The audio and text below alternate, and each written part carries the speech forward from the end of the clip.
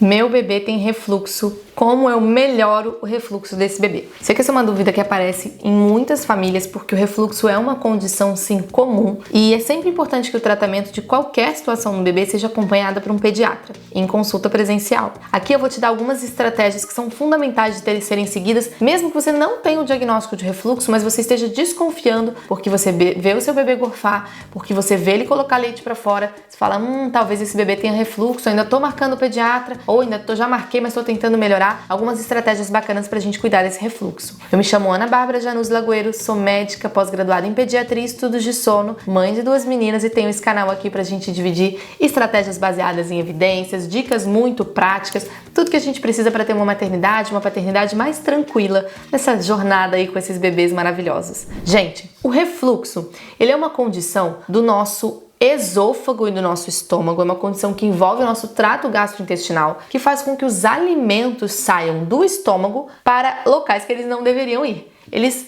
voltam para a boca. São alimentos que voltam.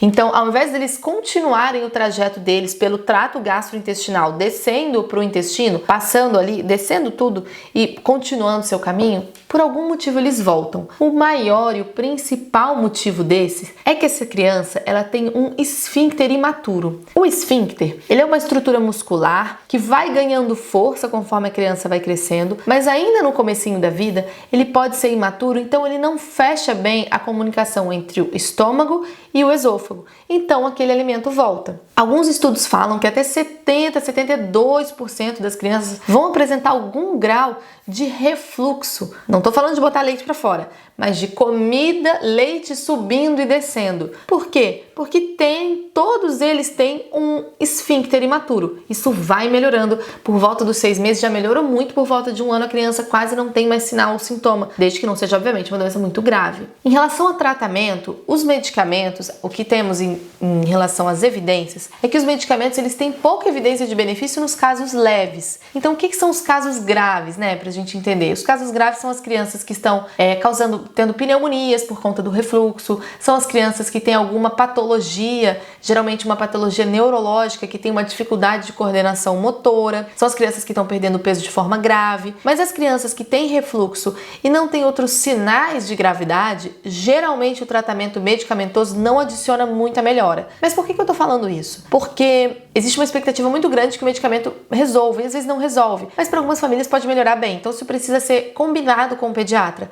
Primeiro vamos tentar, já que temos uma situação leve aqui, vamos tentar fazer só as medidas comportamentais? Se tiver melhora, ótimo, não preciso entrar com medicamento.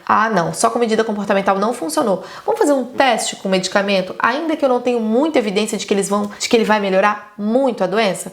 Vamos, talvez melhore um pouco. O que eu vou falar aqui são as medidas comportamentais, mas novamente, isso não exclui a necessidade de uma consulta pediátrica. Primeira coisa é que a gente, entendendo o que é o refluxo, a gente precisa cuidar das situações que poderiam aumentar o risco de um alimento sair do estômago e ir para o esôfago. Todas as situações em que a criança fica horizontalizada aumentam esse risco, porque diferente da criança que está vertical com a cabeça para cima, eu tenho uma pressão da atmosfera, né, uma gravidade aqui, empurrando tudo para baixo. Se a criança está deitada, eu aumento o risco desse alimento voltar. Então, evitar deitar a criança depois da mamada. Mamou? Pelo menos aí 15 a 20 minutinhos em pé. Não por causa do arroto, que até pode acontecer, é um assunto diferente, mas pro alimento assentar, descer pelo estômago mesmo, ficar lá e diminuir o risco dele voltar. E aí você pode gentilmente virar o bebê, você não precisa virar o bebê muito rápido, gentilmente se ele já estiver dormindo, para ele permanecer dormindo, mas deixar ele em pezinho. Ao longo do dia, muitas vezes quando o bebê mama e ainda não dorme ou vai fazer uma soneca, buscar formas de você ficar com aquele bebê mais verticalizado sem precisar ficar com ele no colo o tempo todo. Já sabe do que eu tô falando? Sling. Coloca esse bebê no sling.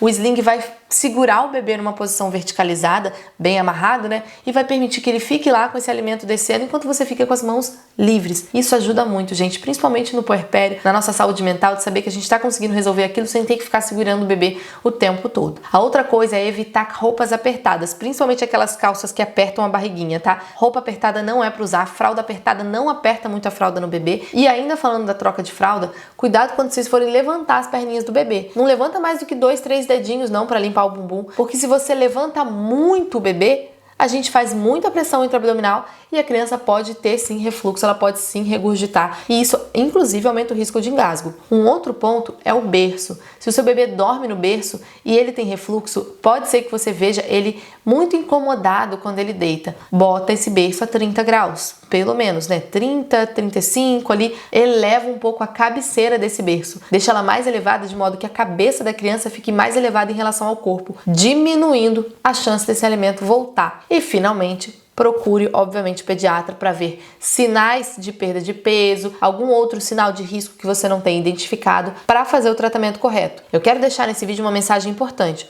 O refluxo passa. Eu sei que a gente fica extremamente angustiado achando que esse refluxo não vai passar, que ele vai durar para sempre, mas passa. E quando a gente está numa situação difícil com os nossos filhos pequenos, principalmente nos primeiros meses, a sensação é de que aquele tornado onde a gente está nunca vai passar. Ele sempre vai durar. Ele vai durar até o final dos nossos dias. E não é verdade. Então, se você está passando por isso, respira fundo. Esse período difícil também vai passar. E com essas medidas, é provável que você passe por ele de uma forma mais tranquila. Qualquer coisa, eu tô por aqui. Um abraço grande e até o próximo vídeo.